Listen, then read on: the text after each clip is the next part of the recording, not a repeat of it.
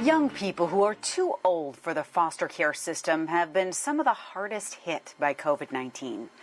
Amanda Brandeis explains the efforts underway to keep them from falling through the cracks. I entered foster care when I was 5 years old. Removed from her home and family, Jackie Robles experienced a loss she didn't understand. My dad, he's serving a life sentence in prison, and my mom dealt with a lot of severe mental illness issues, and she also was addicted to methamphetamine.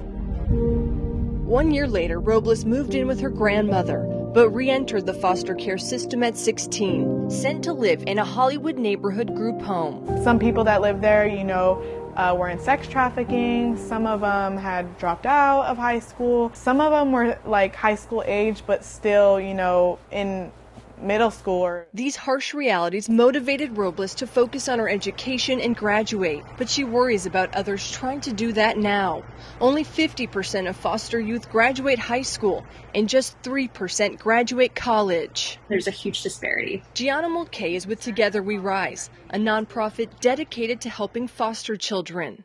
During the pandemic, former foster youth in college were once again on their own. There was a lot of confusion with dorms shutting down, sororities and fraternities being pretty much dismantled. I know a lot of those youth had to sleep in their car or sleep with friends or couch surf or whatever they had to do. Robles was transitioning into grad school during the shutdown, with no permanent home or family to turn to. Because I emancipated from foster care, there weren't any housing resources for me. Together We Rise called on volunteers to open their homes when COVID hit.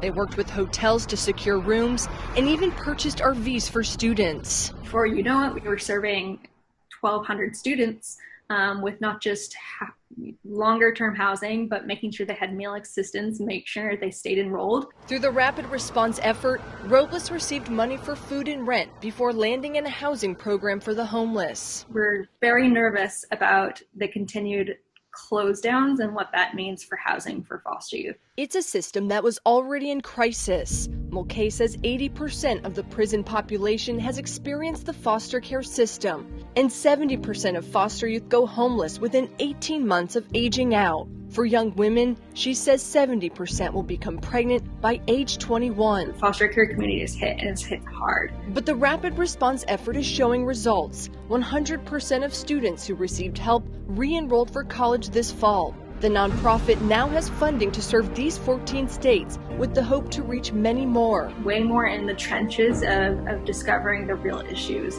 In Los Angeles, I'm Amanda Brandeis reporting.